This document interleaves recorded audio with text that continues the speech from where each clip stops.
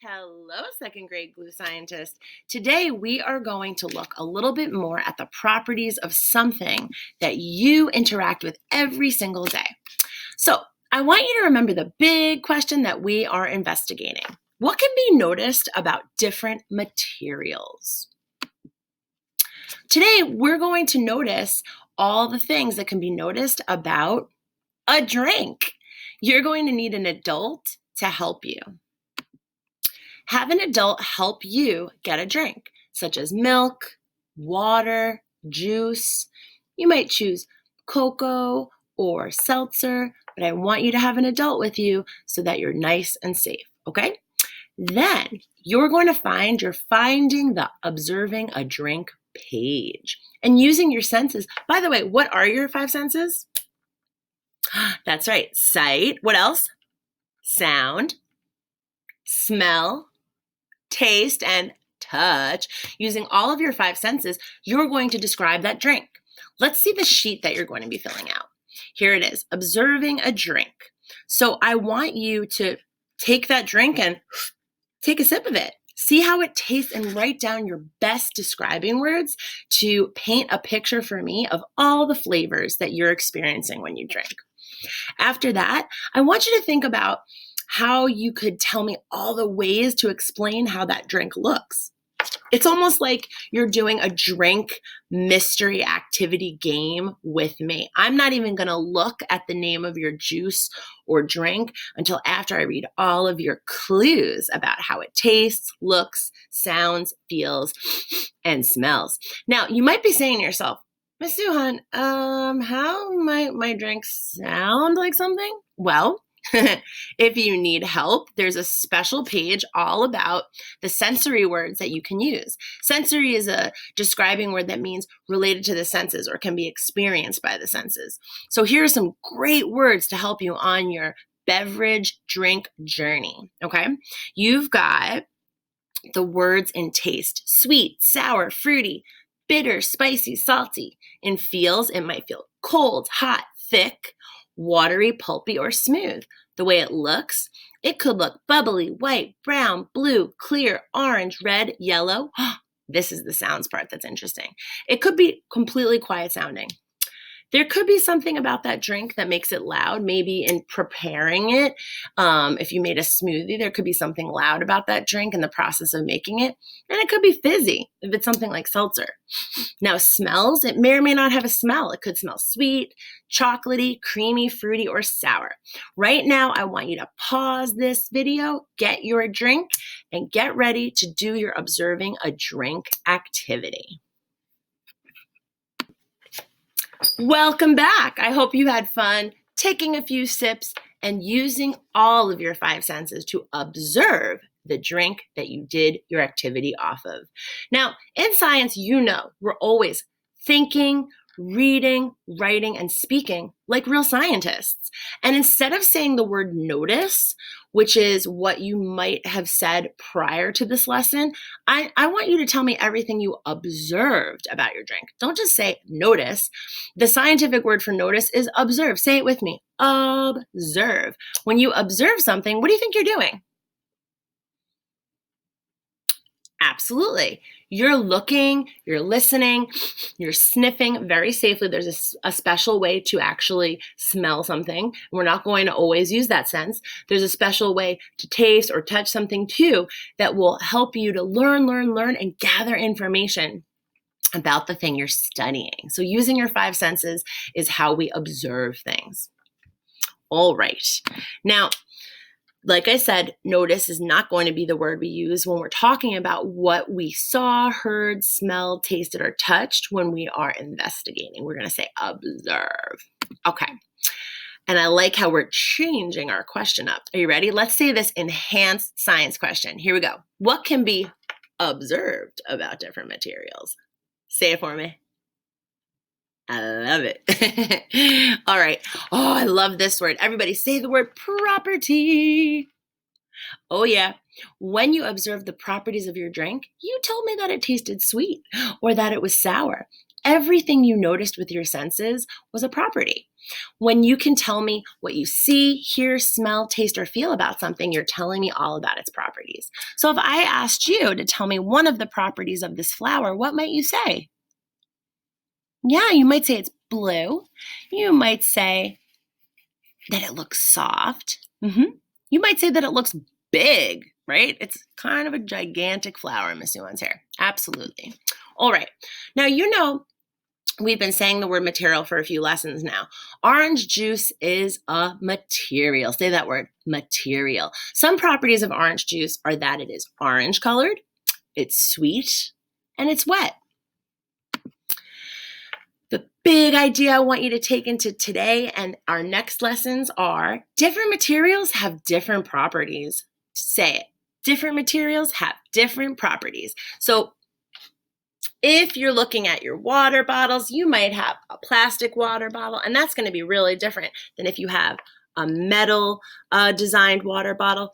Everywhere you look, I want you to notice all the things in your environment, all the things around you, and what they're made of. You might have shirts that are made of many different kinds of materials. You might want to notice how the shirt you wear for bedtime is a little bit different than the shirt you wear when you're doing your physical education with Mr. Kelly, right? There are different properties and different reasons why we use different materials, and we use different materials at different times for different reasons. All right. Now, the last time we talked, you know that we've been given a very special job. The last time we talked, we learned that Miss McAvoy wants you to design a glue for our school. So we're going to use what we've learned about materials and properties to think about what our glue should be like. I want you to think, what is it that we will use glue for? This is our special poster. Everybody look at it with me. It says design goals. What does design mean? Yes, make something to solve a problem. So we're making something to solve a problem. And in order to do that, we always plan as we're learning, right? So think to yourself, what are some possible glue uses? Why do people use glue? People use glue to put things together. Definitely. In what kinds of situations do people use glue? In art? Definitely. Maybe when they're making things like jewelry or shoes. Maybe when even something like your video games, maybe there's some parts of your video game that have to be connected with some kinds of high-tech glues. Yeah, there's all kinds of reasons why we use glues. So discuss your ideas about glue right now. Remember, when you say your ideas, you could be talking to a family member, you could be talking to a tutor, you could be talking to a friend, on the phone, your pet, a stuffed animal, or your pod teacher. There's tons of different ways that you can express your ideas and really feel comfortable saying your thinking, okay, saying your thoughts. Okay, so here's the first question that I want you to think about. What kinds of things is glue used for? Stop the video and discuss that idea. What kinds of things is glue used for? Welcome back. I bet you came up with a lot of different reasons for the things that people use glue for. Here are some other ideas that you might have said, or maybe they're new to you. You might be using glue to stick a little strip of paper onto another piece of paper for art or for an activity that you're doing with me or another teacher. You might use glue to fix your Lego creation if one of your Lego pieces breaks. You might use glue if you're trying to stick together craft sticks to make a structure or to make a sculpture. You also might use glue if you were to cut all the interesting pictures out of a magazine and make a special collage or picture out of those pictures. I bet you came up with some other ideas too. Now, I want you to think, what are the properties that glue should have? Another way to say that, what do we want our glue to do? And what do we want it to be like? Ooh, I'm interested to hear your ideas when I see you, but also really get thinking, what do we want our glue to do? And how do we want our glue to be once we're making it? Pause the video and have a conversation about it. Welcome back.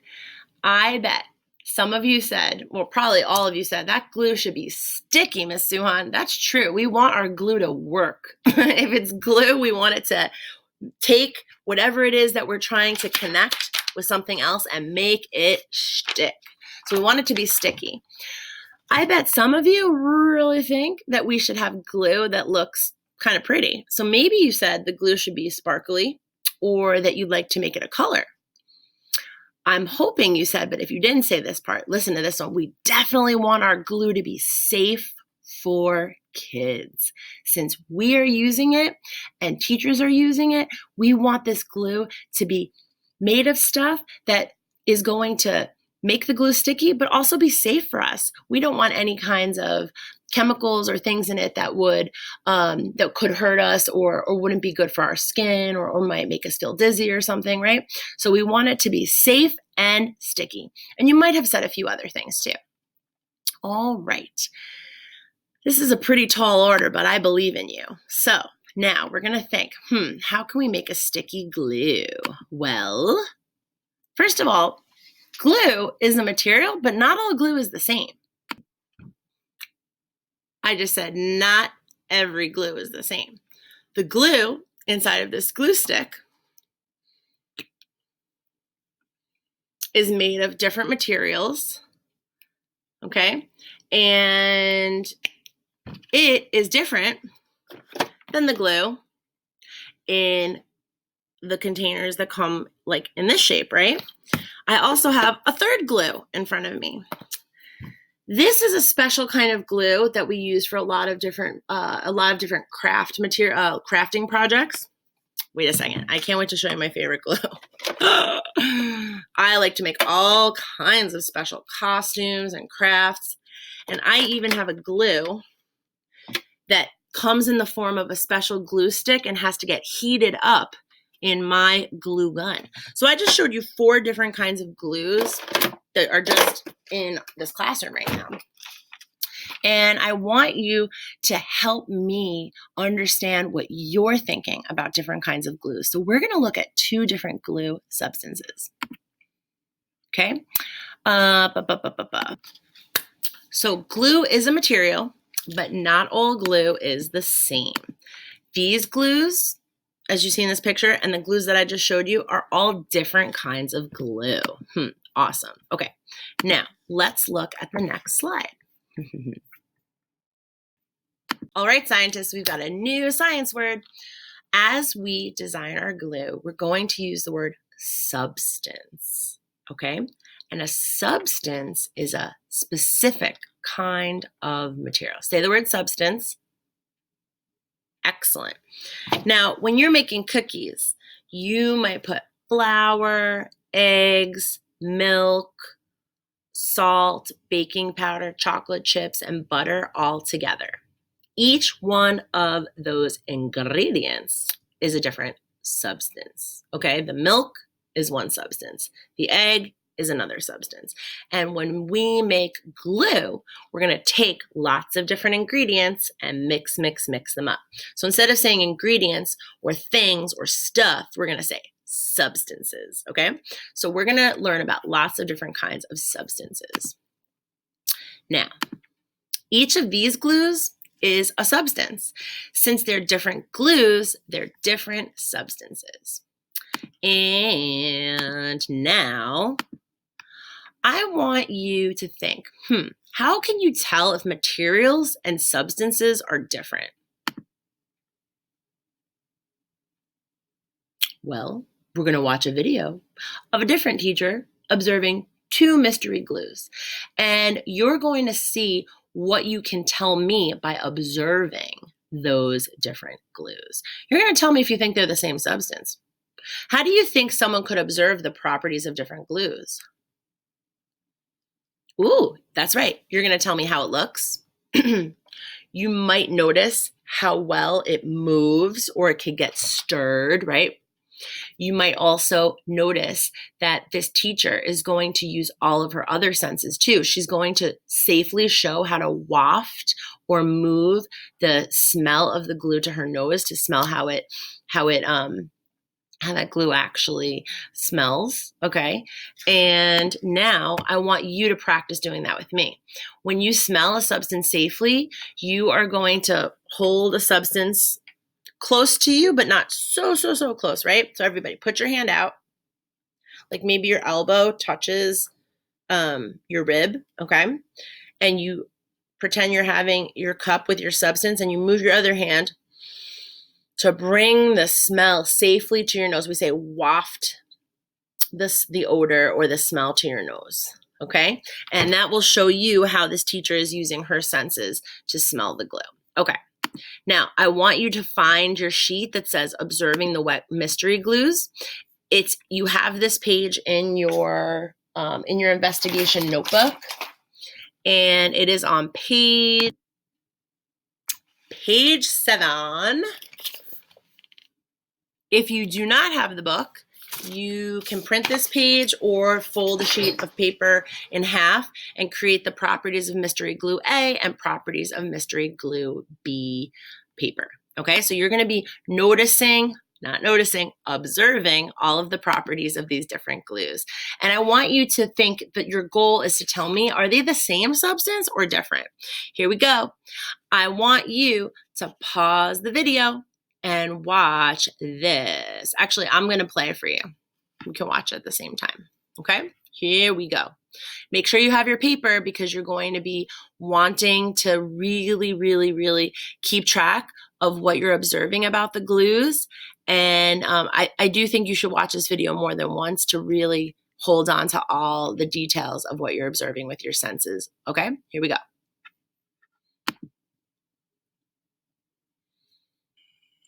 Think about this question. How might we observe the properties of each glue? There are a few different things we can do to observe the properties of glue. We could smell the glues or feel the glue. We could pour some glue on a paper plate and use a craft stick to touch it. Remember, it's important not to touch any substance with our fingers. We always use a craft stick to be safe. As we observe the mystery glues, we're going to make sure we smell the substances in a special way that scientists do. When scientists are observing substances, they don't always know if it's safe to take a big whiff of it, so they have a special way of smelling. You can watch me smell the glue in our video to figure out the safe way to smell glue. If you have a science notebook, you can turn to page 7. If you don't, I will show this page on the next slide so you can copy it down on a piece of paper. This will help us keep track of what we notice about our mystery glues. The notes you take will help you decide whether the mystery glues are the same or different substances. Pause the video if you need more time to copy this chart. The directions say, number 1, use your senses to observe each mystery glue. Number 2, write the properties of each mystery glue in the table below. You can record your notes as we observe the glues together in our video. We're going to observe the mystery glues together. As we observe, make sure to record your observations in your notebook or on your piece of paper so that we can decide if the mystery glues are the same glue. We're going to start with glue A. Let's take a look on the inside. I notice that this glue is white. When I use a craft stick to touch it, it's thick. It doesn't drip off my craft stick very quickly. I'm going to smell this glue the way scientists do. I'm not going to put my nose into the cup. That isn't safe. Instead, I'm going to hold the cup in front of my face and use my other hand to wave some of the smell over to me, like this. Whoa, this glue smells strong. Take some time to pause the video and record any observations you have so far about glue A. Now let's look at glue B. When I look at it, I can see that this glue is also white. I'm going to use my craft stick to touch it, not my fingers. When I use my craft stick, I can tell that it's thin. It drops easily off the craft stick right back into the cup, not like the first glue. I'm going to smell this glue the same way I smelled glue A, like a scientist does. I'm going to hold it in front of my face and use my other hand to wave some of the smell over to me. This glue does not smell as strong as glue A. It still smells like glue, but it's definitely not as strong. Pause the video and record any observations you have about glue B on your glue comparison chart. Think about this question. All right, scientists. How might we